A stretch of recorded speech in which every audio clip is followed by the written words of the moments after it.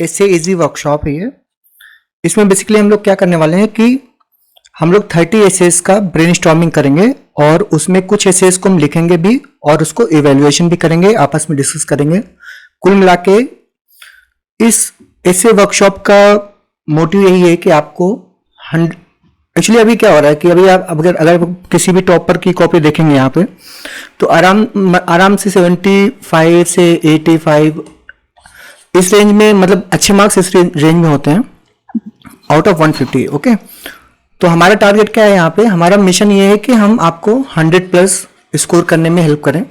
Will try to make कि आप at least 100 touch करें या उसके ऊपर।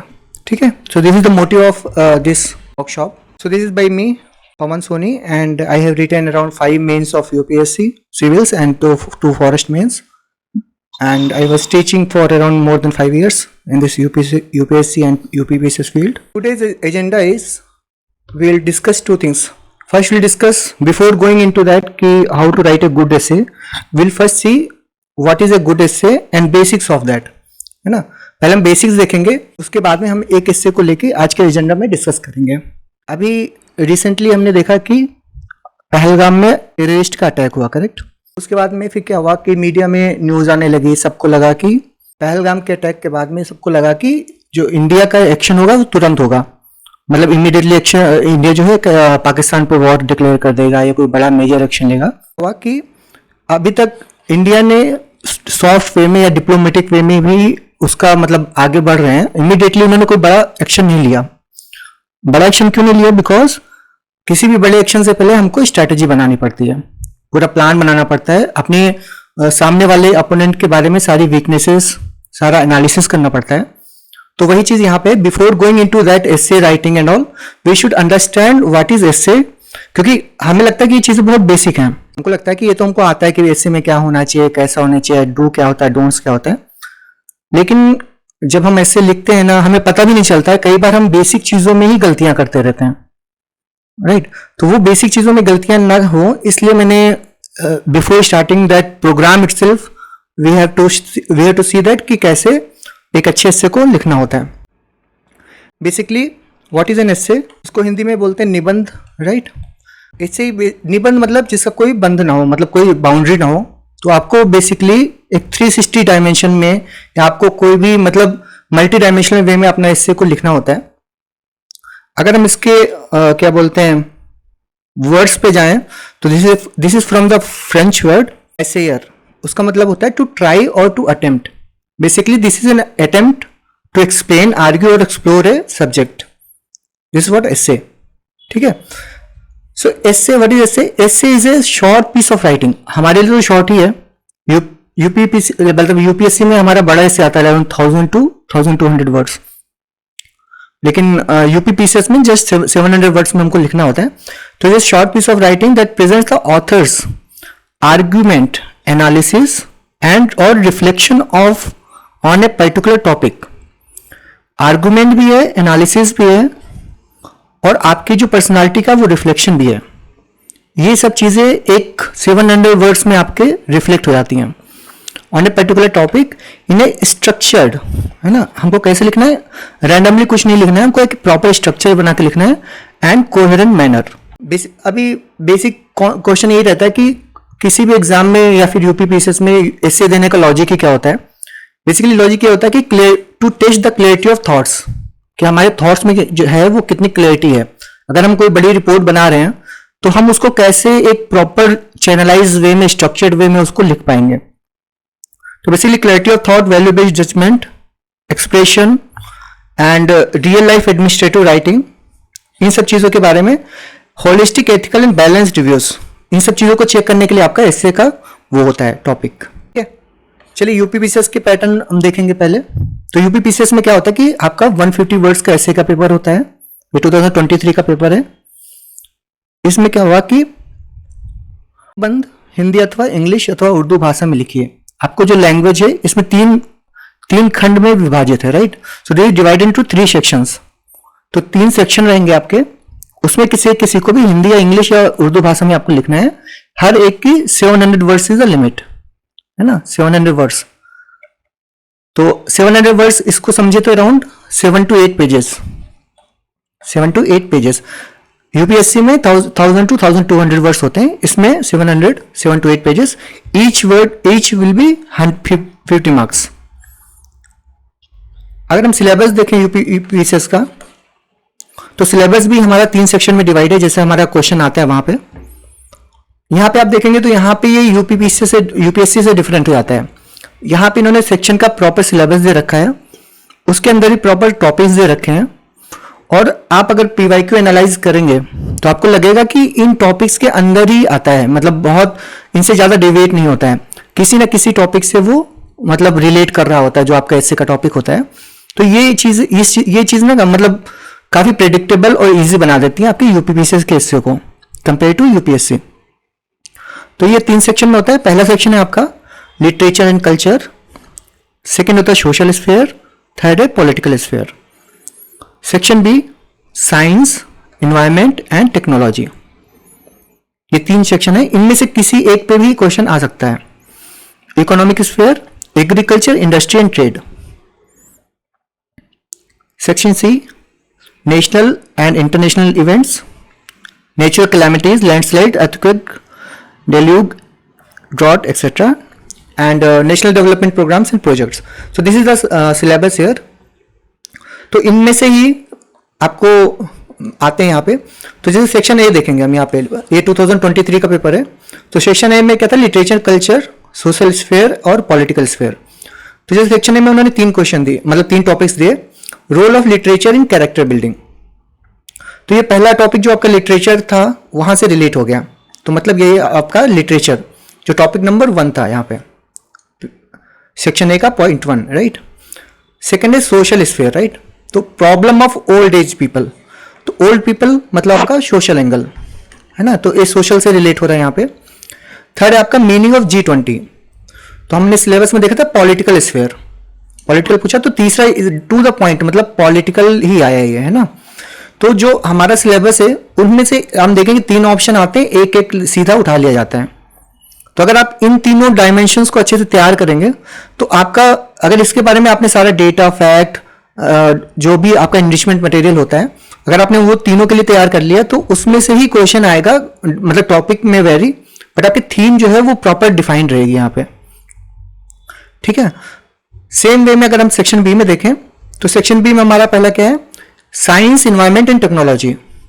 तो यहां पे जो स्पेस साइंस के बारे में क्वेश्चन आ गया, तो ये आपके साइंस से रिलेट हो रहा है ना। और दूसरा है इन्वायरमेंट, इकोनॉमिक, तो आपका एग्रीकल्चर सेक्टर आ गया, तो आपका ये इकोनॉमिक आ गया।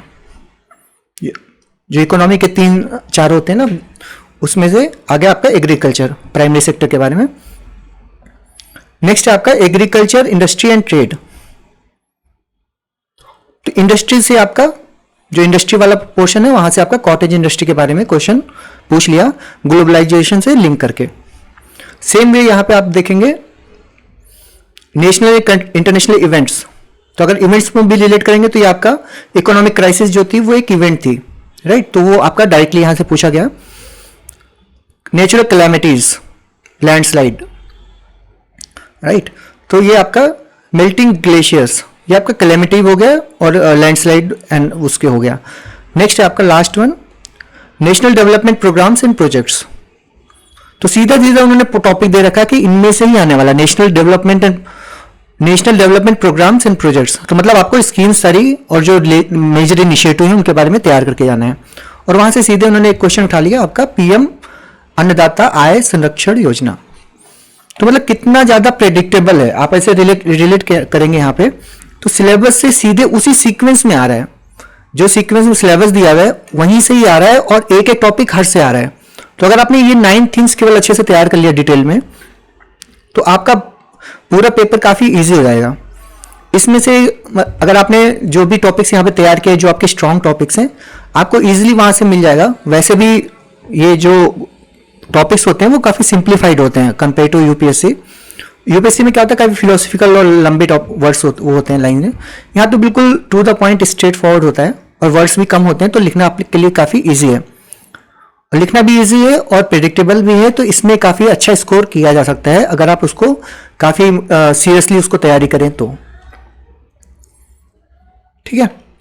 How it is different from UPSC ऐसे, क्लियर एंड डिफाइंड थीम्स, जैसे हमने डिस्कस किया यहाँ पे, जो थीम होती है वो बहुत क्लियर और डिफाइंड होती है। Not too philosophical like UPSC, lesser words, मतलब 700 वर्ड्स लिखने होते हैं और 3 एसेज लिखने होते हैं। तो ये आपका यूपीएससी से डेविएशन हो गया, मतलब is very easy to score in this, that's what I mean to say here.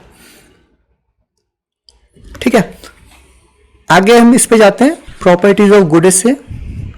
एक अच्छे एसे की प्रॉपर्टीज क्या होती हैं, किस एसे को हम बोलेंगे कि ये एसे हमारा काफी अच्छा है। उसको हम यहां से देख सकते हैं, 3 C's and 7 C's and 3 P। ये आप शॉर्टकट लिख सकते हैं, 7 C's and 3 P। These things should be there in your essay which will make your normal essay, which make your essay as a like in top और very highly scoring essay. ठीक है, 7 C's की बात करें अगर हम, तो सबसे पहले है आपका क्लैरिटी। सबसे पहली चीज होती है क्लैरिटी, है ना। ये पहला क्यों बनाया है, मतलब पहला टॉपिक, पहला ही पॉइंट क्यों आया आउट ऑफ 10, क्योंकि क्लैरिटी बहुत ज्यादा जरूरी है। आपका जो थीम है, मतलब बिल्कुल जो हमारा टॉपिक है उस टॉपिक को के बारे में बिल्कुल क्लियर होना चाहिए आपको।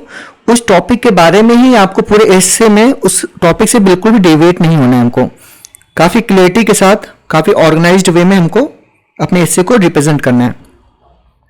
ठीक है, कोहेरेंस, मतलब कि उसका जो फ्लो होना चाहिए वो बिल्कुल ही, मतलब ऐसा नहीं होना चाहिए कि एक यहाँ पे लिखा हुआ है पैराग्राफ ऐसे, है ना, दीज आर द पैराग्राफ्स, तो these paragraph should not be isolated, these should be connected with each, है ना। जो आपका जब चीजें कनेक्टेड रहेंगी तो ऐसे फ्लो बनेगा, ऐसे ऐसे फ्लो आएगा। और ऐसा भी नहीं होना चाहिए एक इधर जा रहा है, एक इधर जा रहा है, इधर, दो मेज की तरह हो जाएगा, है ना। फिर यहाँ पे एक स्ट्रेट लाइन, मतलब एक साइड में, एक डायरेक्शन में जाना चाहिए और कनेक्टेड वे में जाना चाहिए, है ना। There should be interconnection between the paragraphs. तो इंटरकनेक्शन कैसे कर सकते हैं आप? इंटरकनेक्शन करने के भी 2-3 तरीके होते हैं, we can see further, but यहाँ पे आप देख सकते हैं कि यहाँ पे आप कीवर्ड्स का यूज करके कर सकते हैं, मतलब कनेक्टिंग वर्ड्स का। तो आप कनेक्टिंग वर्ड्स यूज कर सकते हैं। जो पैराग्राफ आपका नेक्स्ट स्टार्ट होने वाला है उसके बारे में पहले से ही आप वहां पे, जो आपका पहले स्टार्ट होने वाला है,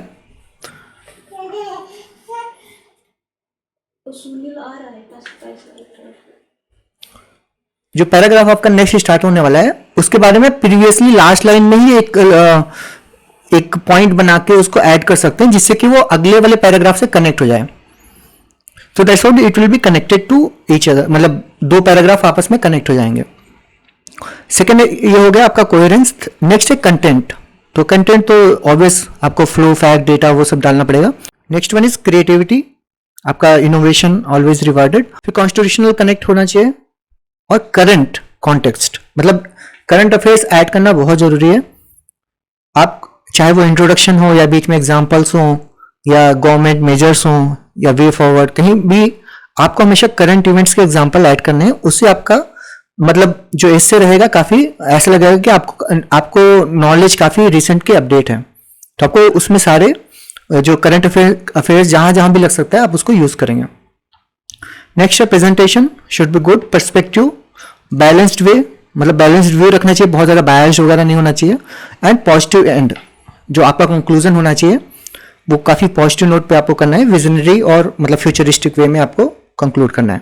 में ये समझिए, essay is just not just about the writing, it's about demonstrating your maturity, awareness and administrative outlook। ठीक है, जो हमारा बेसिक कॉन्सेप्ट मतलब बेसिक जो स्ट्रक्चर होता है, इंट्रोडक्शन, बॉडी, कंक्लूजन, इसको फॉलो कर सकते हैं। इंट्रोडक्शन, अब इसमें देखो प्रॉब्लम यहाँ पे क्या आती है कि इंट्रोडक्शन, बॉडी, कंक्लूजन तो सबको आता है, पता है।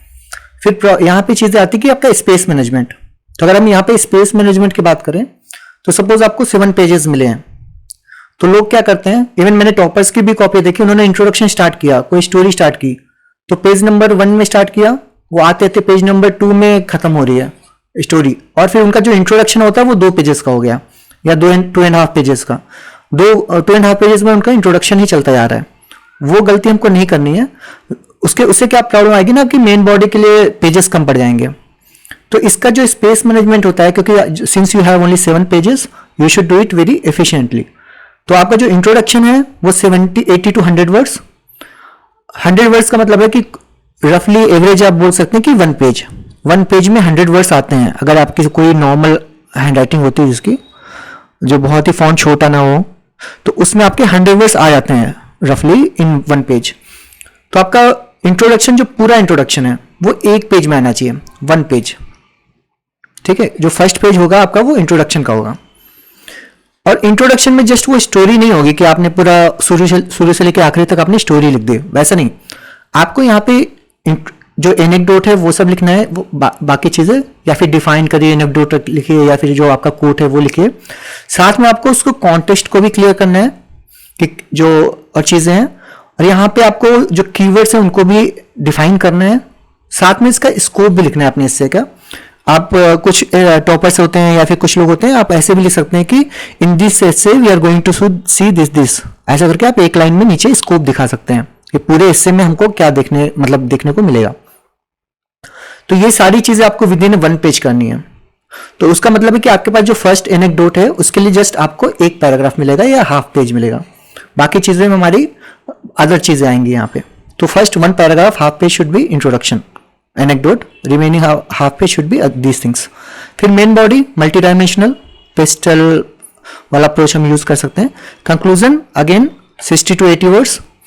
इसमें अगेन लास्ट पेज जो आपका होगा 7th पेज, वो आप कंक्लूजन के लिए रखिए। उसमें आपको अपना विजन, सोल्यूशन, ऑप्टिमाइजेशन ये सब करना है। जो 6th पेज होगा आपका, उसको आप वे फॉरवर्ड के लिए लिख सकते हैं। जो 6th पेज है उसमें आप what should be the way forward उसके लिए रखिए। 7th में आप कंक्लूड कर दीजिए। Like this you can plan your pages. तो आपके पास कितने पेजेस बचे? 2 to 5, मतलब 4 पेजेस आपके पास बचे यहाँ पे। तो उन 4 पेजेस में आप अपना मेन बॉडी डिफाइन करिए। ठीक है, let's come to quickly to introduction. How to start strong. तो इंट्रोडक्शन काफी मैटर करता है आपके हिस्से के लिए, क्योंकि इंट्रोडक्शन पढ़ के ही वो समझ जाएगा कि आपका लेवल क्या है और आपके आने वाले हिस्से में उसको क्या पढ़ने को मिलेगा। Whether he will be very interested और he will lose the interest. जो भी चीज होती है वो आपके इंट्रोडक्शन से होती है। तो इसीलिए इंट्रोडक्शन, इवन दो उसके बहुत डिफाइंड मार्क्स नहीं होते, बट फिर भी आपका इंट्रोडक्शन बहुत मैटर करता है आपके पूरे हिस्से के लिए। ठीक है, तो इंट्रोडक्शन का सबसे मेन चीज होता है हुक।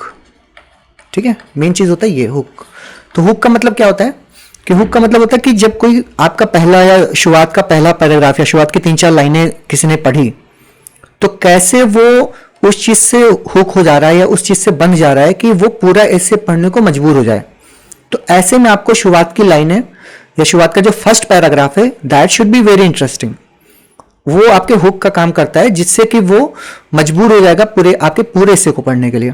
तो यू हैव टू इंश्योर कि जो आपका फर्स्ट पैराग्राफ है काफी इंटरेस्टिंग और थोड़ा इनोवेटिव वे में लिखा गया है। पहला पैराग्राफ आप जस्ट एज इट इज नहीं लिखना है। कुछ लोग क्या करते हैं, कोई की टर्म आया, मतलब कोई टर्म आया तो उन्होंने सीधे एक्सप्लेन कर दिया, डिफाइन कर दिया, डेफिनेशन से स्टार्ट कर दिया। और डेफिनेशन से क्या होता है कि आपका बहुत अच्छा हुक क्रिएट नहीं हो पाता है। तो वो जो हम एनेक्डोट यूज करते हैं, पोएम यूज करते हैं, कोट्स यूज करते हैं, that is one kind of hook, है ना। तो that is to create the curiosity in the evaluator. तो आप ये सब यूज करिए, कोट, एनेक्डोट, फैक्ट, क्वेश्चन। फिर define the keywords and mention scope, जैसे हमने 3 वो चीजें बोली यहाँ पे। सो कोट कैसे यूज करेंगे यहाँ पे? तो you can use the quote in 2-3 veg.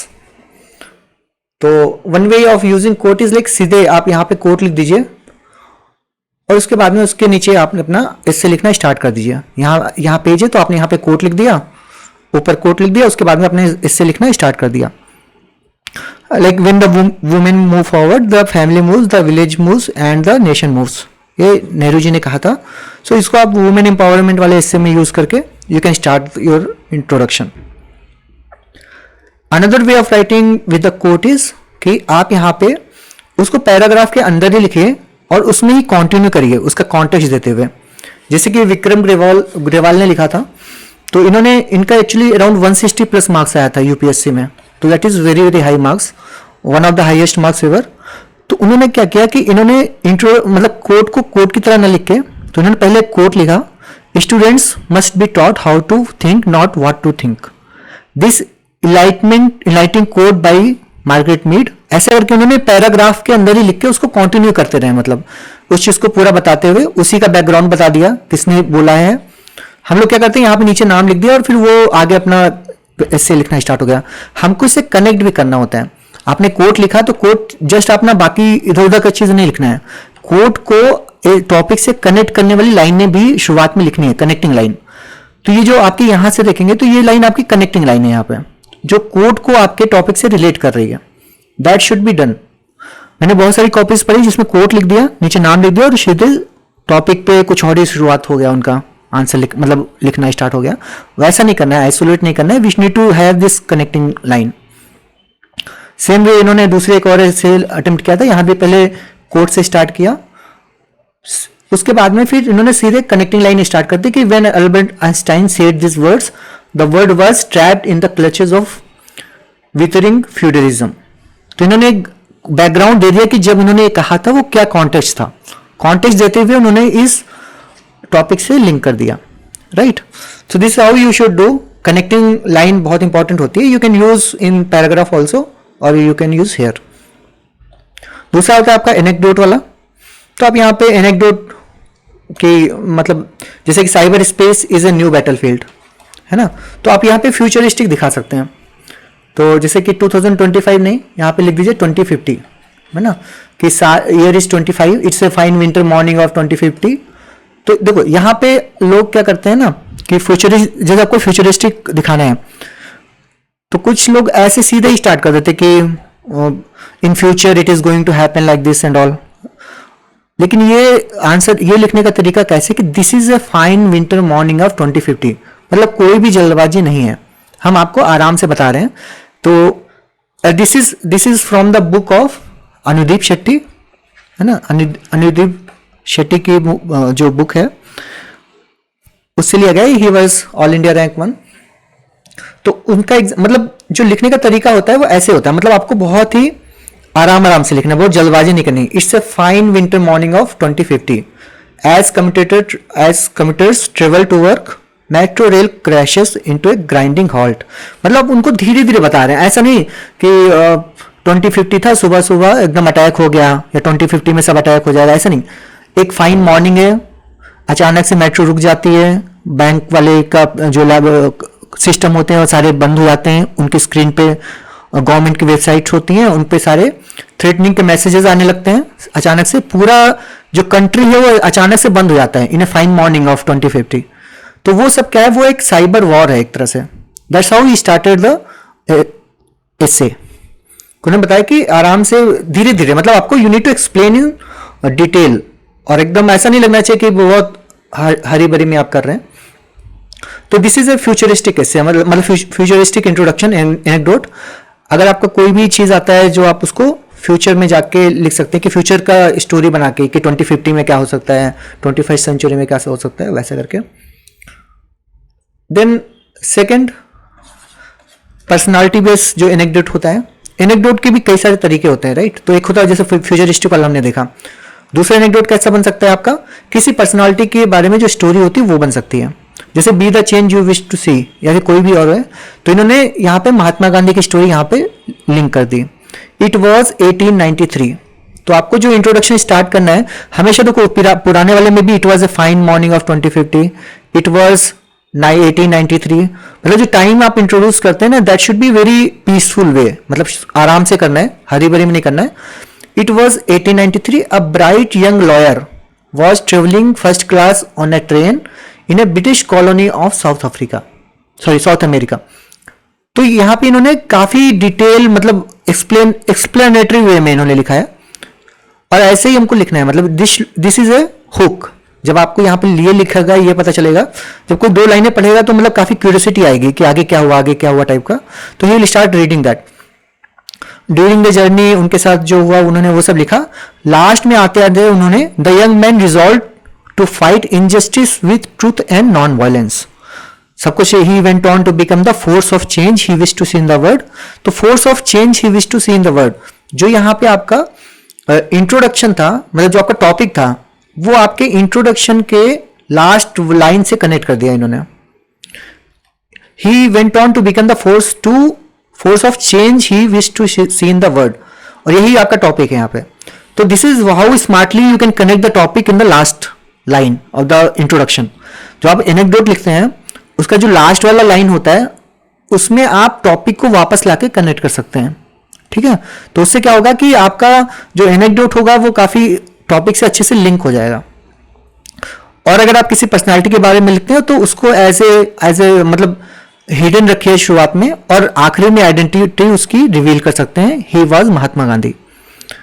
अब शुरुआत में भी यहाँ पे लिख सकते थे कि जब when Mahatma Gandhi went there, तो जब शुरुआत में ही किसी ने लिख दिया कि Mahatma Gandhi was travelling in a train, तो उससे क्या होगा कि जो क्यूरियोसिटी वाला जो एलिमेंट होता है कि कौन था, है ना, कैसे हुआ, उन्होंने आगे क्या किया। अब यहाँ पे किसी को भी नहीं पता कि शुरुआत की 2-3 लाइनों में कि क्यों किस बंदे के बारे में हम बातें कर रहे हैं, धीरे धीरे वो पता चलता है कि हाँ इनके बारे में, और लास्ट में आके रिवील होता है कि भाई ये थे। तो this is called hook way of writing, है ना। आप स्ट्रेट फॉरवर्ड सब कुछ टू ऑब्वियस नहीं करना है, थोड़ा सा सस्पेंस बना के आप ऐसे करेंगे तो उसमें पढ़ने में थोड़ा क्यूरियोसिटी रहेगा, और एंड तक आपका पैराग्राफ पढ़ेगा वो मतलब पढ़ने वाला कि आखिरी में चेक करेगा कि कौन था यहाँ पे। नेक्स्ट है अ गुड लाइफ। ओके, तो ये वाला जो आपका हुक है, तो क्रिएटिंग हुक वाया क्वेश्चन, तो आप क्वेश्चन दे दे के भी हुक क्रिएट कर सकते हैं। मतलब यू इस नीड नॉट टू बी कि आप सारे में, अब जैसे आपके 3 एसेज आते हैं राइट, तो 3 एसेज में आपको जरूरी नहीं कि आप तीनों में एनेक्डोट से ही स्टार्ट करो, वो तो काफी बोरिंग हो जाएगा ना कि आपने पहला एसे में एक स्टोरी लिख दी, दूसरे में एक स्टोरी लिख दी, तीसरे में एक स्टोरी लिख दी, तो पढ़ने वाले को ये लगेगा कि आपको और कुछ वे ऑफ राइटिंग आता ही नहीं है, आपको खाली वो आता है, आपको खाली स्टोरीज लिखनी आती है, आपने तीनों में बैक टू बैक लिख दिया। इसलिए मैं अलग अलग टाइप के एसेज मतलब इंट्रोडक्शन आपको बता रहा हूं कि आप एक में मतलब वेरिएशन लाइए अपने आंसर राइटिंग में, वो भी आपका काफी मतलब अट्रैक्टिव रहता है। जैसे आपने पहले में एनेक्डोट से स्टार्ट किया, आपने पहला इससे एनेक्डोट या स्टोरी से स्टार्ट किया, तो सेकंड इससे आप कोटेशन से स्टार्ट कर सकते हैं या पोएम से स्टार्ट कर सकते हैं अगर आपको याद आ रहा है। थर्ड वाला आप किसी करंट अफेयर्स से स्टार्ट कर सकते हैं, है ना। तो मतलब आप या फिर आप क्वेश्चन, जैसे यहाँ पे क्वेश्चन क्रिएट किया है तो आप क्वेश्चन वे में स्टार्ट कर सकते हैं। तो इट मीन्स कि आप डिफरेंट वे से आप अपने तीनों एसेज का जो इंट्रोडक्शन है दैट शुड बी डिफरेंट। आपको 6 तरह के इंट्रोडक्शन लिखने आने चाहिए, और जो तीनों एसेज के इंट्रोडक्शन है they should not be similar kind of. तो उससे भी आपका जब वो सेकंड एसे पढ़ेगा और वो सेम लाइक पुराने वाले की तरह स्टार्ट नहीं होगा, तो उसको काफी अच्छा लगेगा कि अरे हाँ चलो नया चीज दिखा। अगला ऐसे पढ़ेगा तो फिर उसको नया इंट्रोडक्शन मिलेगा, तो that also will be rewarding, ठीक है। तो ये मतलब हुक क्रिएट करने का वाया क्वेश्चन। तो यहाँ पे सीधे यहाँ पे उन्होंने जैसे कि टॉपिक है आपका a good life is one help by compassion and guided by humanity. तो ये आपका टॉपिक है। वैसे इतना फिलोसफिकल यहाँ तो नहीं आता है, बट मैं ये जस्ट इसके बारे में बता रहा हूँ कि कैसे आप क्वेश्चन क्रिएट कर सकते हैं। तो इन्होंने पूछा कि good life is one help by compassion, तो इन्होंने क्वेश्चन से स्टार्ट किया व्हाट इज गुड लाइफ। मतलब किसी ने पूछा कि गुड लाइफ जो है हेल्प बाई कंपैशन, तो उन्होंने सबसे पहला क्वेश्चन तो ये कि व्हाट इज गुड लाइफ, है ना। This is the fundamental question. Is it with enormous wealth power and status, क्या अच्छी लाइफ वो होती है जिसमें बहुत सारा पावर हो, या it is the one filled with compassion and empathy for fellow living beings. तो इन्होंने ऐसे करके यहाँ पे क्वेश्चन क्रिएट करके 1-2-3 तरह के सिनेरियो देके इन्होंने ये एक हुक क्रिएट कर दिया। अब कोई भी इतना पढ़ेगा ना तो बिल्कुल हुक हो जाएगा, मतलब बिल्कुल वहां पे रुक जाएगा, वो मजबूर हो जाएगा उसको आगे पढ़ने के लिए कि आगे देखते हैं कि कैसे इन्होंने इसको डिफाइन किया है। फिर इन्होंने ऐसे हुक क्रिएट किया, बाद में यहाँ पे from Mahatma to Mandela, Lincoln to Luther King, मतलब इन्होंने आगे फिर बताना स्टार्ट किया कैसे कैसे चलता है। तो is how you can create hook via question, ठीक है। एक अलग वे होता है आपका पोएम से स्टार्ट करना इंट्रोडक्शन। तो आप 5-6-10 पोएम याद करके जाइए, है ना। तो उससे कई बार क्या होता है कि जो इजी आपको पता है तो उनके अगर पोएम्स लिख देंगे तो, क्योंकि आपका इसमें तो और भी अच्छा है कि आपके पॉइंट मतलब जो टॉपिक्स हैं वो काफी डिफाइंड हैं, आपके एरियाज डिफाइंड है। एग्रीकल्चर है तो उसके लिए एक पोएम याद कर लीजिए, है ना। लिटरेचर है, कल्चर है, उसके लिए एक पोएम याद कर लीजिए। तो कई बार ऐसा होता है वो पोएम आपके इंट्रोडक्शन में फिट हो जाती है। अगर यार जेंडर इक्वलिटी का कोई क्वेश्चन है तो वहां पे आप ये वाली इंग्लिश की पोएम आप यहाँ पे लिख सकते हैं। Not just a daughter, sister और wife, she saves the world, she gives it life, yet change unseen still binds her pace, in boardroom, street और learning space, till all are free to dream and be, equality remains a distant plea. ठीक है, तो ये मतलब कैसे वो women अभी भी उनको पावर एम्पावरमेंट नहीं मिला है, तो ये सब रिस्ट्रिक्शंस के बारे में आप यहाँ पे छोटी सी पोएम है। आई थिंक इसको याद करना भी काफी इजी है। In simple words you can use that. Hindi में आप लिख रहे हैं तो हिंदी में लिख सकते हैं, नारी तुम केवल श्रद्धा हो, विश्वास रजत नक पक्तल में, पीयूष स्रोत सी बहा करो जीवन के सुंदर समतल में। महादेवी वर्मा जी का लिखा हुआ है। या फिर खूब लड़ी मर्दानी, ये वाला भी आप कोट कर सकते हैं। या फिर आप संस्कृत का श्लोक कोट कर सकते हैं यहाँ पे, ये त्रिनारस्तु पूजनते रमनते तत्र देवता, राइट। तो इस तरह के आप कोड भी यूज करके यहाँ से आप इंट्रोडक्शन देके आप स्टार्ट कर सकते हैं। फिर या फिर आप कोई दोहा यूज कर सकते हैं। तो this is a Doha, right. तो आपको अलग अलग वेज पता है कि नर तो नारी की भार्या, नारी नर की माँ, नारी से ही सब बने, नारी बिन कुछ ना, ये कबीरदास जी का है। तो ऐसे लिख सकते हैं। या फिर आप इवन बॉलीवुड के सॉन्ग से भी स्टार्ट कर सकते हैं, जो अच्छे सॉन्ग्स हैं जो आपके बिल्कुल टू द पॉइंट कनेक्ट हो रहे हैं, या कोई मूवी का रेफरेंस है वहां से भी आप स्टार्ट कर सकते हैं। Nothing wrong in that. तो ये सारी रेफरेंसेस आप अच्छे से यूज करिए। इसमें से कुछ ना कुछ तो आपको आता ही होगा उसके लिए, राइट, टॉपिक के लिए। तो आपको उन सबको यूज करके सब में स्टोरी ही नहीं लिख देना है। जैसे कि हमें हमारा कॉमन ट्रेंड आ गया स्टोरी लिखना है, सब लोग स्टोरी लिख रहे हैं, मतलब 3-3 ऐसे में स्टोरी लिखे जा रहे हैं। अगर वो 10 टेस्ट लिख रहे हैं सब में स्टोरी लिख रहे हैं, वैसे नहीं। वेराइटी याद करिए, थोड़ा मेहनत करिए इसके ऊपर, तभी वो आपका नंबर बढ़ेगा उससे। आई रिमेंबर कि वन टॉपर की कॉपी थी जिन्होंने बोला कि मेरे बहुत अच्छे मार्क्स आए थे एस्से में। उन्होंने एक पोएम को एस्से मतलब पोएट्री से स्टार्ट किया था, पोएम से। तो उस पोएम वाले में अच्छे नंबर मिले थे उनको। तो मतलब पोएम से अगर आप किसी भी एस्से को स्टार्ट कर पाते हैं ना, तो उसको बहुत एडवांटेज मिलता है, क्योंकि वो काफी यूनिक होता है और काफी डिफिकल्ट भी होता है किसी को पोएम से स्टार्ट करना। ठीक है, तो ये हो गया आपका इंट्रोडक्शन का पार्ट। नेक्स्ट आता है आपका कीवर्ड को डिफाइन। अगर कोई भी अच्छा कीवर्ड है उसको बिना डेफिनेशन के हमको आगे नहीं बढ़ना है। ठीक है, हाँ, हिंदी वाले कोट इंग्लिश मीडियम वाले रोमन इंग्लिश में लिख सकते हैं आप उसको। जैसे इंग्लिश बोलते हैं ना, आप उसको हिंदी में मतलब इंग्लिश में लिखिए और सीधे इंग्लिश में एक्सप्लेन कर दीजिए। तो ऐसा कोई हार्ड एंड फास्ट रूल नहीं है कि आपको देवनागरी लिप में लिख के इंग्लिश में लिखना है या फिर वैसे लिखना है। इंग्लिश में भी लिखेंगे जो आपका रोमन में, उसमें भी चल जाएगा, तो कोई इश्यू नहीं है। ठीक है, उसके बाद लास्ट में स्कोप बता के आपका इंट्रोडक्शन हो गया। मैं अब आते हैं जल्दी से मेन बॉडी के ऊपर। मेन बॉडी में क्या करेंगे आप? मेन बॉडी में सबसे पहले हमको journey through time and space, ये लोग काफी लोग मिस कर देते हैं, इसको हमको पहले टैकल करना होता है। सबसे पहले हमको टाइम और स्पेस की जो जर्नी होती है उसको यहां पे लिखना है। ठीक है, अब टाइम एंड स्पेस के बारे में बात करें तो पास्ट, प्रेजेंट एंड फ्यूचर, ये सारा आपका टाइम वाली बात हो जाती है। स्पेस की बात करें तो इंडिया या वर्ल्ड, मतलब इंडिया में क्या हुआ वो चीज, वर्ल्ड में क्या हुआ, तो ये दोनों चीजें एस्पेक्ट में आप कनेक्ट करेंगे तो आपका स्पेस वाली चीज आ जाएगी। पास्ट प्रेजेंट फ्यूचर वाली वो टाइम है ना। तो अब पास्ट प्रेजेंट फ्यूचर, अब पास्ट को भी आप जैसे यहाँ पे होता है इंडियन हिस्ट्री, राइट, तो वहां पे आप स्टार्ट कर सकते हैं एंशियंट। तो एंशियंट में कहां से? आईवीसी से स्टार्ट करिए, है ना। आईवीसी से स्टार्ट करेंगे, फिर आपका वैदिक पीरियड आएगा, फिर आपका बुद्धिज्म जैनिज्म आएंगे, फिर मॉडर्न पीरियड आएगा, फिर गुप्ता पीरियड आएगा, राइट। फिर मेडिवल में आपका चाहे वो दिल्ली सल्तनत हो या मुगल हो या फिर भक्ति मूवमेंट हो, सूफी मूवमेंट हो, आर्किटेक्चर हो, वो सब आप मेडिवल में दिखा सकते हैं। फिर आपका मॉडर्न इंडिया, है ना, मॉडर्न। तो मॉडर्न में आपको दो चीजें याद रखनी होती है, एक होता है कॉलोनियल इंडिया या फिर जो ब्रिटिश बिफोर वो, और दूसरा है आपका फ्रीडम स्ट्रगल। तो फ्रीडम स्ट्रगल का एस्पेक्ट आप वहां पे दिखा सकते हैं, किसी का रोल पूछा या कुछ पूछ रहा है तो आप फ्रीडम स्ट्रगल वाला पार्ट यहाँ पे मॉडर्न इंडिया में दिखा सकते हैं। उसके बाद आता है आपका पोस्ट इंडिपेंडेंस। तो पोस्ट इंडिपेंडेंस में जो आपका कॉन्स्टिट्यूशन और ये सब चीजें होती हैं उनको आप ऐड कर सकते हैं। एंड लास्ट में आता है कंटेम्परेरी। तो कंटेम्परेरी का मतलब आज में क्या चल रहा है उस टॉपिक के ऊपर, वो चीज दिखाना होता है। तो मतलब हमने आईवीसी से स्टार्ट किया और सीधे आज तक की जर्नी हमने दिखा दी, बट ये आपको बहुत शॉर्ट में रखना है। ऐसा नहीं कि आईवीसी का लिखना स्टार्ट किया तो बस एक पैराग्राफ आईवीसी का लिख दिया फिर वैदिक का एक लिख, ऐसा नहीं। एक एक लाइन में लिखना है कि आईवीसी में ऐसे था, विच कंटिन्यूड इन वैदिक like this, happen like this, happen like this, ऐसे करके आप उसको फ्लो में दिखा सकते हैं इन शॉर्ट, है ना। तो एक आपका पूरा जर्नी हो गया आईबीसी से कंटेम्प्रेरी। फिर स्पेस की बात दिखा सकते हैं कि इंडिया में ही नहीं हुआ, वो अक्रॉस द वर्ल्ड हुआ। सपोज आपका सिविल राइट्स के मूवमेंट हुए तो वो इंडिया में भी हुए, बाकी यूएसए में भी हुए, बाकी जगह भी हुए। तो अब अलग अलग जगह के एग्जाम्पल ग्लोबल वाले दिखा सकते हैं। इंडस्ट्रियल रिवोल्यूशन हुआ तो आप वहाँ पे फॉरेन, इसमें वर्ल्ड हिस्ट्री के पॉइंट्स यहाँ पे आप ऐड कर सकते हैं। वर्ल्ड हिस्ट्री में जो वर्ल्ड की इवेंट है उनको भी इंक्लूड कर सकते हैं यहाँ पे अलॉन्ग विद इंडिया।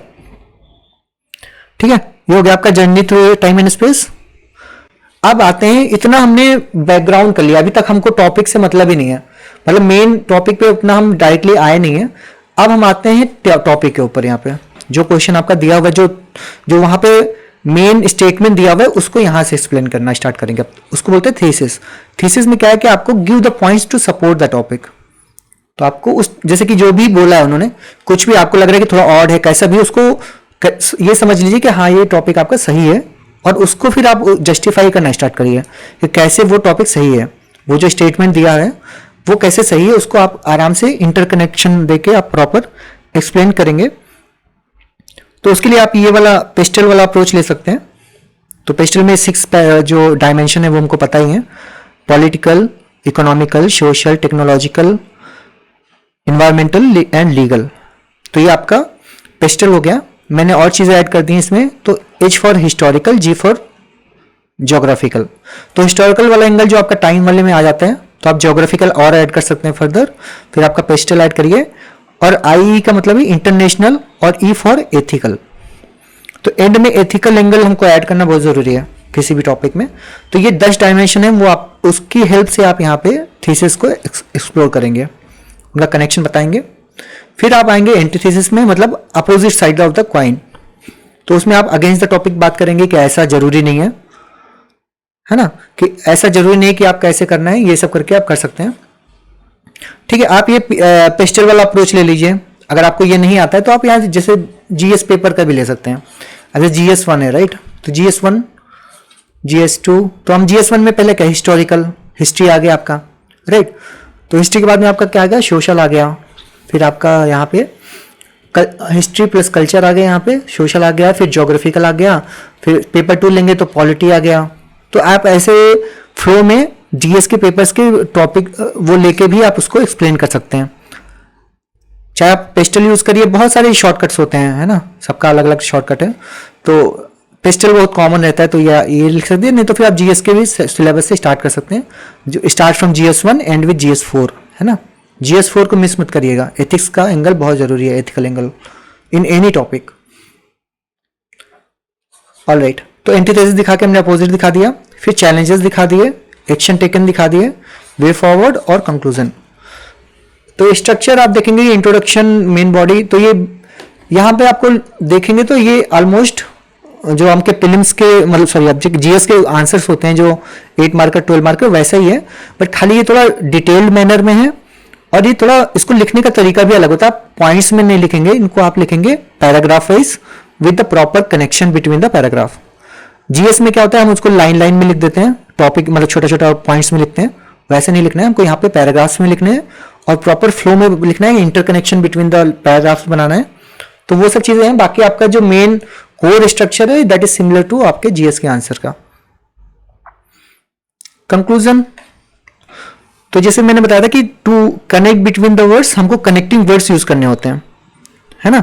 तो कनेक्टिंग वर्ड्स यूज करने हैं, तो उसके लिए आपको जैसे कि पहले के कनेक्टिंग, पहले के पैराग्राफ्स हैं, यहाँ पे जैसे 2 पैराग्राफ्स हैं, तो उसमें आप ऐसे वर्ड को यूज कर सकते हैं, हेंस, मतलब पैराग्राफ स्टार्ट होने से पहले देयरफॉर है ना, दैट्स वाई ऐसे करके, दैट्स वाई है ना, दैट्स वाई ऐसे स्टार्ट करेंगे ना, तो वो पुराने वाले से कनेक्ट हो जाएगा। तो हेंस, देयरफॉर, दैट्स वाई, ये सब करेंगे। और जैसे कंक्लूजन वाले जो पैराग्राफ स्टार्ट कर सकते हैं, तो उसके लिए आपके ये कनेक्टिंग वर्ड यूज कर सकते हैं, in conclusion, in summary, to sum up, in the final analysis. तो ऐसे करके आप इन कीवर्ड्स का यूज करके आप कनेक्ट कर सकते हैं। सीधे आपको कंक्लूजन लिखना स्टार्ट नहीं करना है, ये कीवर्ड्स पैराग्राफ के शुरुआत में लगाइए, तब यहां पे आइए, ठीक है। कंक्लूजन ये आपका, अब कंक्लूजन में कैसे लिखना है, तो कंक्लूजन लिखने के भी अलग अलग तरीके होते हैं। जैसे जो पोयम वाला चीज होता है वो यहाँ पे कंक्लूजन में भी आप पोयम यूज कर सकते हैं। तो पोएम में जैसे रविन्द्रनाथ टैगोर रोट इन गीतांजलि, तो ये वाली जो पोएम है काफी कॉमन रहती है। तो where the mind is without fear and the head is held high, where knowledge is free, where the mind is led forward by thee into ever widening thought and action, into that heaven of freedom my father let my country awake. अब ये इतना बड़ा लिखना तो मतलब difficult होता है, तो आप क्या कर सकते हैं ना कि यहाँ पे पहली लाइन लिखे, where the mind is without fear and the head is held high, where the knowledge is free, खाली इतना लिखिए।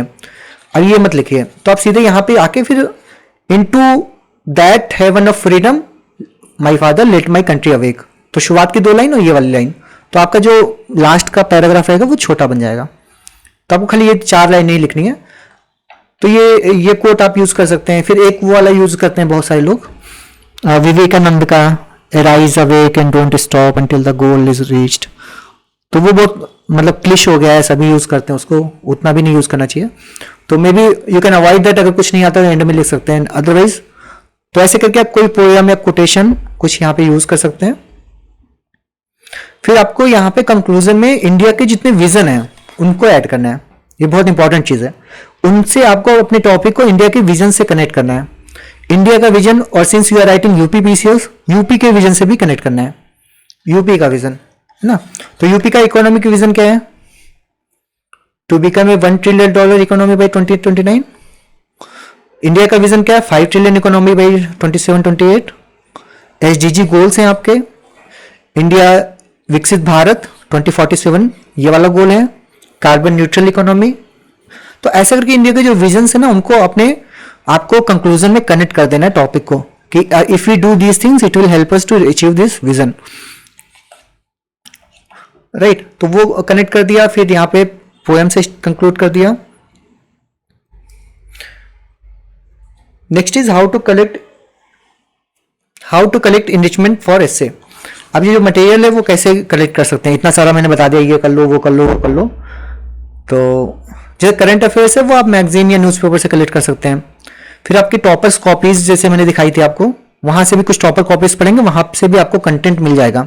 तो वहां का कंटेंट उठा के अच्छे अच्छे जो इंट्रोडक्शन है, आपको पूरा लिखना भी नहीं, आप उसकी स्क्रीनशॉट ले लेके एक अच्छे से कहीं पे वर्ड फाइल में कहीं पे लगा के उसको कॉपी पेस्ट करके रख लीजिए, है ना।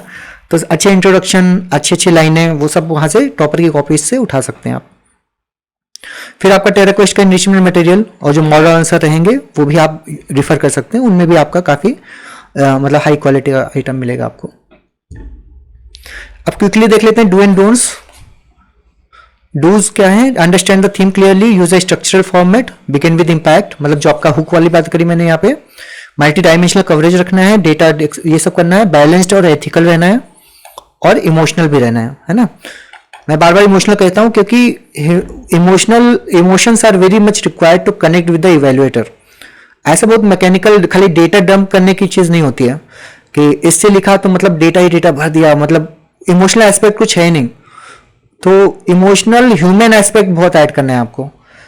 तो उसको लिखने का तरीका भी होता है कि जैसे कि लोग, जैसे पॉलिटिशियन या कुछ होते हैं ना, बहुत ही इमोशनल बातें करते हैं, तो इमोशनल बातें करके लोग कनेक्ट हो जाते हैं उनसे इजीली, राइट।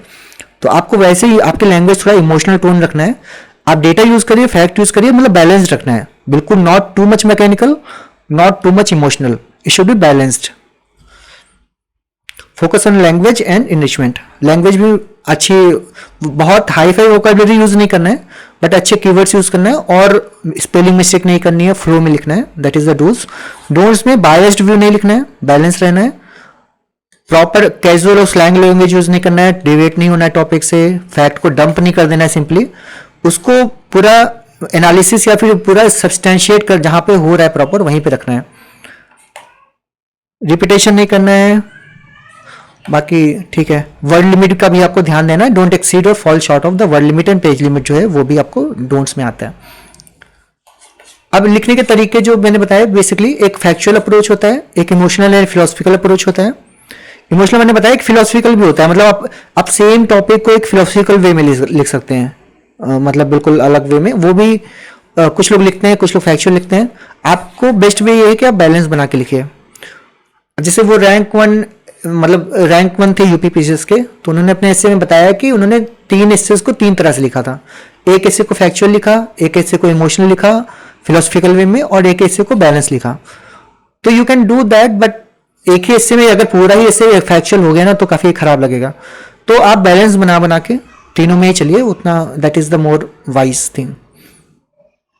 ठीक है, कॉमन डाउट्स, हेडिंग और ओनली पैराग्राफ्स।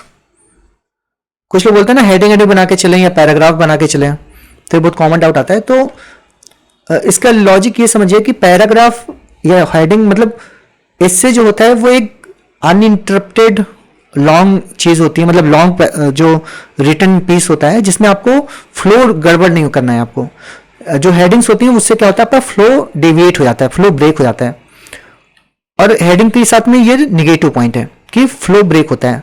पॉजिटिव पॉइंट क्या है कि इसको मतलब टू द पॉइंट पढ़ना काफी इजी आता है कि हेडिंग देखा तो समझ गए कि यहाँ पे ये वाला टॉपिक लिखा हुआ है, करेक्ट। उस वे में आपको बताना है कि अगर किसी को कि हम यहाँ पे ये चीज स्टार्ट कर रहे हैं, तो उस वे में हेडिंग काफी यूजफुल होती है। लेकिन हेडिंग से फ्लो ब्रेक होता है, that is a negative thing.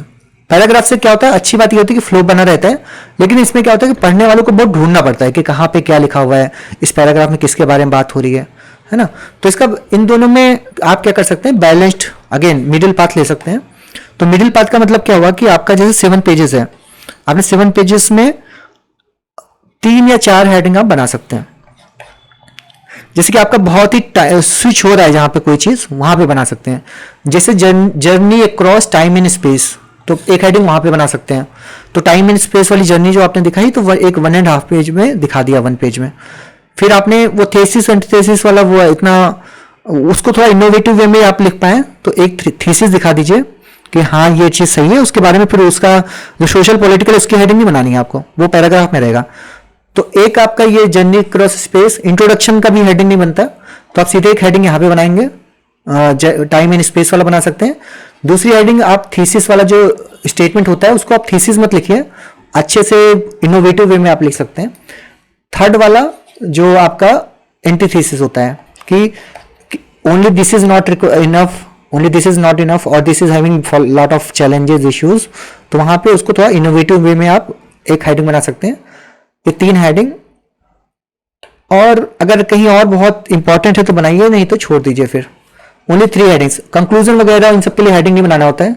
जैसे इन टू सम अप और इन द कंक्लूजन वो कनेक्टिंग वर्ड था उतना, तो I like that you can put 3 और 4 maximum headings, not too much. उसके बाद में आप अपना इससे कंटिन्यू कर सकते हैं। तो बिल्कुल यहाँ पे क्या होता है ना, पूरा थीम ही चेंज हो रहा होता है, तो वहां पे आप हेडिंग दे सकते हैं कि भाई आपने हमने थीसिस की बात बताई, अब हम एंटी थीसिस पे शिफ्ट हो रहे हैं, तो वहां के लिए आपने हेडिंग बना दी कि only this is not sufficient this and all. तो लेकिन अंदर के जो पार्ट्स हैं, मतलब जो अंदर जो आप एक एक एक्सप्लेन कर रहे हैं वो एक एक पैराग्राफ में, वहां पे कोई हेडिंग नहीं चाहिए।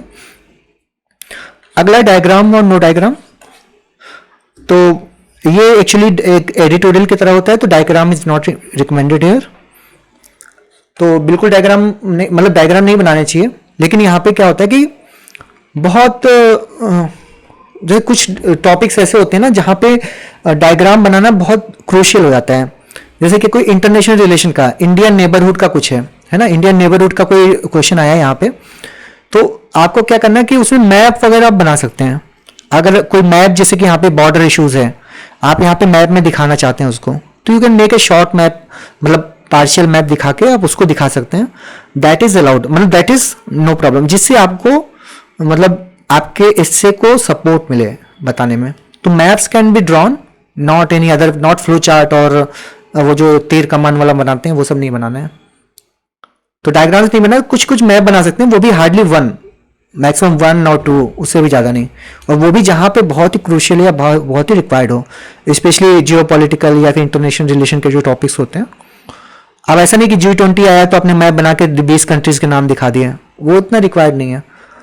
उसको तो आप वहाँ पे फ्लो में ही बता सकते हैं चीज़ें, ठीक है। जहाँ पे बाउंड्री डिस्प्यूट दिखाना है या फिर कुछ वो चीज़ दिखाना है, वहाँ पे आप मैप बना सकते हैं यहाँ पे।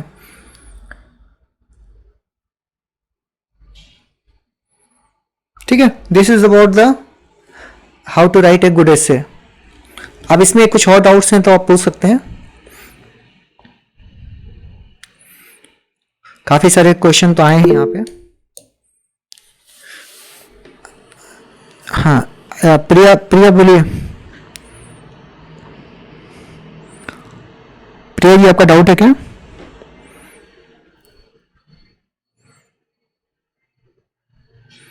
ठीक है, चैट में मयंक का डाउट आया है, should we make an essay diary based on themes like women health policy literature consistent quote and diary based क्या मतलब, कैसे होता है कि स्टोरी बेस्ड की मैं किसी ने अपनी मतलब कोई ऐसे नरेट कर रहा है स्टोरी उस टाइप का? देखो स्टोरी क्या होता है, स्टोरी नरेशन का भी अब बहुत मल्टीपल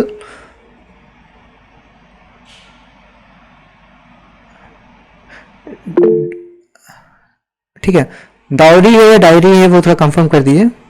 हिंदी मीडियम के लिए भी मटेरियल बताते रहिए, है ना। डायरी है तो डायरी वाला जो वे होता है आप वैसे भी लिख सकते हैं। देखो आप कैसे भी लिख सकते हैं, बहुत बहुत क्या लिखने के तरीके बहुत अलग अलग होते हैं। क्या होता है, मैंने एक ऐसे दिखा था, तो इनफैक्ट मैंने भी लिखा था, तो मैंने कैसे लिखा था कि वो कुछ ऐसा था कि जो चाइल्ड होता है वो बचपन मतलब माँ के पेट से ही सीखने लगता है, ऐसे करके कुछ हिस्से था। तो उसमें मैंने क्या किया था, वो उस चाइल्ड की स्टोरी के थ्रू ही पूरा हिस्से लिख दिया था। तो उसमें क्या किया कि मतलब उसमें बोला कि व्हेन आई वाज लाइक, जब मैं पेट में था तो मैं ये चीज़ ऑब्जर्व कर रहा था, मैं बाहर की चीज़ ऐसे सुन रहा था, फिर मैं बाहर आया तो मैंने धीरे धीरे मेरी लाइफ साइकिल कैसे ग्रो हुई और उसमें क्या क्या चैलेंजेस मुझे मिले। तो जैसे कि किसी वुमेन का है तो वुमेन की भी आप लाइफ साइकिल की कोई बेबी है या चाइल्ड है उसके वो क्या चैलेंजेस फेस करती है, जब वो बड़ी हो जाती है तो क्या चैलेंजेस फेस करती है ना, जब वो ओल्ड एज में आती है तो क्या चैलेंजेस, लाइफ साइकिल अप्रोच लेके भी आप बना सकते हैं। कुछ होते हैं कि कुछ कन्वर्सेशनल भी एसेज होते हैं, मतलब कुछ लोग ने कन्वर्सेशन जैसे इंट्रोडक्शन में स्टार्ट किया कि दादाजी हैं वो अपने पोते को कुछ समझा रहे हैं, ग्रैंडसन को कुछ समझा रहे हैं, तो उन्हें बताया कि ये चीज ऐसे होता है, साइबर क्राइम ये होता है वो होता है, फिर पूरी स्टोरी फिर वो कन्वर्सेशन में ही चलती रहती है, मतलब पूरा ऐसे उसमें चलता रहता है कि वो उसी में अलग अलग एंगल में, तो वो ऐसे मतलब बीच में क्वेश्चन आता है कि अच्छा दादाजी इसका इकोनॉमिकल इम्पैक्ट क्या होगा, तो फिर दादाजी इकोनॉमिकल बता रहे हैं, तो फिर उसमें अगला क्वेश्चन आ जाता है बाद में थोड़ी देर बाद कि दादाजी इसका कोई सोल्यूशन भी है कि नहीं है, तो फिर उसमें वे फॉरवर्ड बताने लगते हैं वो, है ना। तो इस तरह से कन्वर्सेशनल अप्रोच भी होता है एसेस का, तो आप वैसे भी लिख सकते हैं। तो अगर आप चाहें तो अगर आपको उतना मतलब you know how to write you can try that, ये अगर आपने अच्छा लिख लिया तो काफी रिवार्डिंग भी होता है, इसलिए अनकन्वेंशनल अप्रोचेस, बट अगर आपने अच्छा लिखा तो दैट विल हेल्प यू, क्योंकि दैट विल बी यूनिक, ऐसा कोई लिखेगा नहीं। तो वही है कि थोड़ा रिस्की रहता है, उसको आपको प्रैक्टिस करना है, आपको अगर आता है। हाँ ठीक है, अभी अमित अभी हम रख लेंगे डाउट्स, हाँ डाउट्स तो हम लास्ट में ले लेंगे, दैट इज फाइन। एक ऐसे को डिस्कस करते हैं, करेक्ट, अभी हमारा 2 घंटे की क्लास है तो 1 more hour we have, we can go for that, ठीक है। Okay so diagram, no diagram, चलिए हम आते हैं अपना, अब बेसिकली डाउट्स हम बाद में ले लेंगे, ठीक है, आप लोग थोड़ा होल्ड करिए डाउट्स के लिए, we can take doubts in the last. तो अभी आते हैं हम अपनी वर्कशॉप के ऊपर, ये तो हमारा होगा पुराना कि कैसे कैसे लिखना है। अब इस प्रोग्राम में हम क्या करने वाले हैं वो क्विकली देख लेते हैं। जो ऐसे इजी वर्कशॉप है इसमें हम क्या करेंगे कि हम पीवाईक्यू बेस्ड एनालिसिस करके 30 प्रोबेबल एसेस को डिस्कस करेंगे, 10 फ्रॉम ईच सेक्शन, जैसे सेक्शन एबीसी है तो 10 लेके हम उसको डिस्कस करेंगे यहाँ पे। On the spot essay framework creation, जैसे कि हम यहाँ पे एक टॉपिक दे देंगे आपको और फिर हम 15 मिनट का टाइमर लगा के उसको हम डिस्कस करेंगे, फिर आपस में आप पहले लिखिए 15 मिनट के टाइमर में, उसके बाद हम यहाँ पे डिस्कस करेंगे कैसे होना चाहिए क्या होना चाहिए, ठीक है। उसके बाद में क्या करेंगे, हम उसका मॉडल आंसर आपको दे देंगे, you will get the model answer. यहाँ पे हम डिस्कस कर लेंगे टॉपिक के कैसे कैसे आपको लिखना है, तो आपको माइंड में काफी चीजें क्लियर हो जाएंगी कि अच्छा ऐसे लिखना है, फिर आपको मॉडल आंसर भी मिल जाएगा उसका, मतलब उसके आफ्टर द क्लास और लेटर ऑन। तो उससे क्या होगा कि आपके जो ब्रेन स्टॉर्म में माइंड में पॉइंट्स है वो भी आप जब प्रॉपर मॉडल आंसर देखेंगे तो उसमें आप चीजें बहुत क्लियर हो जाएंगी। और मॉडल आंसर ऐसा नहीं होगा कि जो आंसर रिटन फॉर्म में है या फिर कुछ मतलब शॉर्टकट नोट्स की तरह है, नोट्स वगैरह की तरह नहीं होगा, जैसे आपको एक्चुअल में लिखना चाहिए इससे वैसा होगा मॉडल आंसर, है ना। मतलब आप उसको रिप्लिकेट कर सकते हैं इस एग्जाम में, उस टाइप का मॉडल आंसर हम बनाने का कोशिश करेंगे with all the connecting words. जैसे मैंने बताया कि कनेक्टिंग वर्ड्स होने चाहिए, मैंने बताया आपको कि उसमें इंट्रोडक्शन में ये होना चाहिए, फिर उसके नीचे 1-2 लाइन देके उसको कनेक्ट करना है, कंक्लूजन में कैसे पोएम यूज करनी है, वो सब चीजें हम उस एस्से में मॉडल एस्से में डालेंगे, जिससे कि आपको ये सीख सके ना कि कनेक्टिंग वर्ड कैसे होते हैं, ये चीज़ें कैसे होती हैं, ये लाइनें कैसे होती हैं। जितना मैंने पुराना फ्रेमवर्क आपको समझाया है कि कैसे लिखना है परफेक्ट ऐसे, उसके सारे फीचर्स हम अपने जो मॉडल आंसर होंगे उनमें यूज़ करेंगे। क्योंकि हम बहुत सारी कोचिंग का मॉडल आंसर देखते हैं ना, वो बहुत ही अजीब लिखा होता है, या तो बहुत बड़ा लिखा होता है, या फिर कोई फ्लो नहीं होता, कनेक्टिंग वर्ड्स नहीं होते हैं, उनको खुद ही नहीं पता होता कि आइडियल इससे कैसे लिखना चाहिए। तो हमने जो भी पॉइंट्स बताए, we will try to include each point in our model answer, जिससे कि आपको एक थोड़ा परफेक्ट इससे की आइडिया मिले। और अगर आपने ये 30 एसेस को तैयार कर लिया, 30 एसेस का मतलब हो गया कि आपका हर टॉपिक से 10-10 है ना, हर टॉपिक से 10-10, सेक्शन ए से 10 यहाँ से, तो 30 एसेस में काफ़ी चांसेस हैं उसमें से बहुत सारे टॉपिक्स आपके रिपीट भी हो जाएंगे। और अगर रिपीट हुए तो आपका मॉडल आंसर है, आपने ब्रेनस्टॉर्मिंग खुद करी है, यहाँ पे हमने डिस्कस किया है, और प्लस मॉडल आंसर है, तो आपके लिए लिखना बहुत ईजी हो जाएगा एग्जाम में। और वेरी हाई चांसेस 2 और 3, मतलब एटलीस्ट 2 और इवन 3 कैन कम, है ना। तो विल टेक दैट। उसके बाद में आपका ये ब्रेनस्टॉर्मिंग वाला खुद का काम हो गया। फिर आपका इनरिचमेंट की बुक भी रहेगी उसमें। तो जैसे आपका एक एक पॉइंट्स है, तो उसके लिए जो नोट्स होते हैं ना इनरिचमेंट वाली चीजें, जैसे मैंने बोला collection of poems, collection of anecdotes, collection of quotations, है ना, कलेक्शन ऑफ करंट अफेयर्स, तो वो सब चीजें कैसे नोट्स की तरह इनरिचमेंट बुक बना के देंगे, राइट। वो भी आपको मिल जाएगा, वैल्यूएशन की बुक। एवरी सैटरडे संडे को क्लास।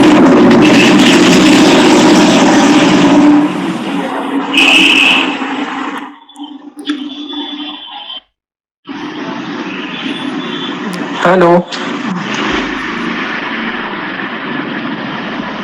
हेलो। आज यार अभी हम लोग क्लास के बाद में बात करेंगे, अभी है ना, अभी डाउट्स लेते हैं उसके बाद में, ठीक है। तो ये एसे एनरिचमेंट का हो गया। फिर जो क्लास होगी हमारी वो सैटरडे संडे को होगी, शाम को 7 to 9। उसमें हम every class will discuss 3 essays. आज हमारा बेसिक था इसलिए हम आज एक करेंगे, नहीं तो हम नॉर्मली हर क्लास में 3-3 ऐसे करके 30 एसेज कंप्लीट करेंगे। जब आपका सेशन पूरा, आपका जब पूरा प्रोग्राम खत्म हो जाएगा, उसके बाद में हम एक टेस्ट लेंगे। वो टेस्ट में जो 3 एसेज होंगे वो प्रॉपर जैसे एक्चुअल एसे आता है उस फॉर्मेट में रहेगा। 3 एसेज रहेंगे, उसका एफएलटी रहेगा, और उसका आपको इवैल्यूएशन भी मिलेगा। आपको पूरा लिखना है और उसकी कॉपी भी चेक होगी, आपको फीडबैक भी मिलेगा, तो कि आप इसमें कैसे इंप्रूवमेंट कर सकते हैं, ठीक है। So this is about the programme. ये एक्चुअली हमने बहुत ही, अगर आप इवैल्यूएशन की कॉस्ट देखेंगे ना, तो मार्केट में अराउंड आराम से 100 रुपीज पर एसे इवैल्यूएशन का कॉस्ट रहता है। तो 3 एसेस को इवैल्यूएट कराने का ही 300 रुपीज हो जाता है। अगर हम यहाँ पे इवैल्यूएशन वाला चीज नहीं रखते ना, तो इसका प्रोग्राम का कॉस्ट और भी कम हो जाता है। लेकिन लोगों ने बोला कि सर एटलीस्ट 2-3 ऐसे तो इवैल्यूएट करवा दीजिए, all 30 can not be done, तो इसलिए हमने वो एफएलटी रखा है लास्ट में। तो 300 अगर आपका इवैल्यूएशन की कॉस्ट ही हो रही है, तो हमने इसका मिनिमम लिस्ट प्राइस अभी 600 रखा हुआ है, 599, जिसमें से आपका 300 खाली इवैल्यूएशन का है, right.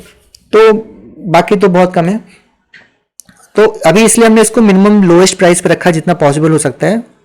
Making the model answers, taking the class, everything 200 रुपए में एक तरह से। तो that is you can get the least on this price, ठीक है। But it's not about the quality, मतलब क्वांटिटी ऑफ द थिंग्स। इसमें तो क्वांटिटी भी बहुत सारी है, लेकिन मैं क्वालिटी पे फोकस करके ही चीजें होंगे। तो विल डू दैट कि क्वालिटी और क्वांटिटी दोनों भी सफिशिएंट रहे।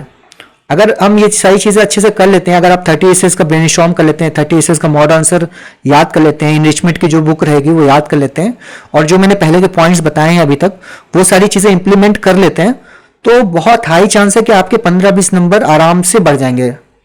अगर आप 10-10 नंबर बढ़ाते हैं तो 30 नंबर बढ़ जाएगा।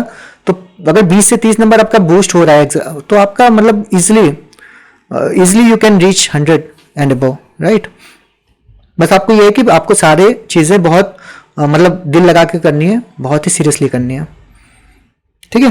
क्लासेस होंगी, क्लासेस लाइव होंगी, और उसके बाद में उसका जो रिकॉर्डिंग हम रखेंगे वो आपका एप्लीकेशन में अपलोड हो जाता है, जिससे कि जो बच्चे मिस कर रहे हैं, जो नहीं ज्वाइन कर पाते हैं, उनको वो रिकॉर्डिंग भी मिल जाएगी एप्लीकेशन में। और even if you want to revise letter कि मुझे वापस से क्लास के बारे में देखना है, तो वो रिवीजन के लिए, जैसे आज की क्लास हुई हाउ टू राइट, तो ये वाली आपको जो एप्लीकेशन में मिल जाएगी। तो आप इन फ्यूचर आपको लगता है कि एक बार फिर से देख लेते हैं कि एसए वाले में जो क्या क्या पॉइंट्स हमको बताए गए थे, तो यू कैन, वो आप कितने भी बार देख सकते हैं। दैट्स उसमें limitation of the number of the scene का भी लिमिटेशन नहीं रहेगा, ठीक है। So this is about the programme. Let's come quickly to the पहला एसे। तो सेक्शन ए, आज मतलब सेक्शन ए हम स्टार्ट करेंगे टॉपिक 1, लिटरेचर एंड कल्चर, ठीक है। This is the first topic. अगर हम लिटरेचर एंड कल्चर के पीवाईक्यूज देखें तो क्या करेंगे, सबसे पहले हमको पीवाईक्यू एनालिसिस करना है। कोई भी टॉपिक उठाने से पहले पीवाईक्यू देखेंगे। तो इस यहां से आप देखेंगे तो 18, जैसे मैंने बताया कि एक एक हर टॉपिक से आता ही आता है। Live class would be interactive और one way, it will be interactive only. जब हम अभी ब्रेनस्टॉर्मिंग डिस्कस करेंगे ना, तो टू वे ही तो रहेगा। मैं आपसे बोलूंगा क्या लिखना है, तो हम डिस्कस करेंगे किसने क्या क्या लिखा हुआ है। तो it is going to be two way only. That's why यहाँ पे गूगल मीट पे कर रहे हैं, नहीं तो मैं यूट्यूब लाइव या फिर कहीं और कर लेता, इंटरेक्टिव रखने के लिए, ताकि आप अनम्यूट करके इनपुट दे सकें।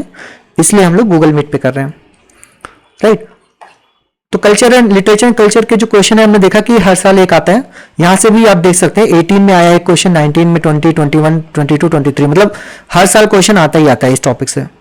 इनफैक्ट ऐसा सभी टॉपिक्स के साथ में भी है कि क्वेश्चन ऑलमोस्ट आता ही है। 18 में आया था सोशल रिस्पॉन्सिबिलिटी ऑफ लिटरेचर, है सोशल रिस्पॉन्सिबिलिटी पूछा है। 2019 में आया था literature and moral values, sociality of literature, art and social liberty. फिर 22 में आया new standard for excellent literature. 23 में आया role of literature in character building, ठीक है। तो दिस इज ऑल पीवाईक्यूज। तो यहाँ पे आप देखेंगे जो लिटरेचर काफी बार पूछा जाता है, लिटरेचर कल्चर, लिटरेचर यहाँ भी पूछा गया, यहाँ भी पूछा गया, यहाँ भी पूछा गया, है ना, यहाँ भी पूछा गया और यहाँ भी पूछा गया। तो लिटरेचर, जैसे कल्चर एंड लिटरेचर दो वर्ड हैं, राइट। तो लिटरेचर जो है और कल्चर, तो इसमें से लिटरेचर के वर्ड काफी बार पूछे गए हैं। तो लिटरेचर आपको अच्छे से तैयार करना है। लिटरेचर भी is a part of culture है वैसा, ठीक है, सोशल लिबर्टी। चलो आज के फिर आते हैं टॉपिक के ऊपर। तो जैसे ये लास्ट ईयर का टॉपिक है, role of literature in character building. तो कैरेक्टर क्या होता है कि इंडिविजुअल होता है, हमारे खुद के लिए होता है, राइट। तो हम क्या कर सकते हैं, ऐसे ही आज का टॉपिक ये है, role of culture in nation building, ठीक है।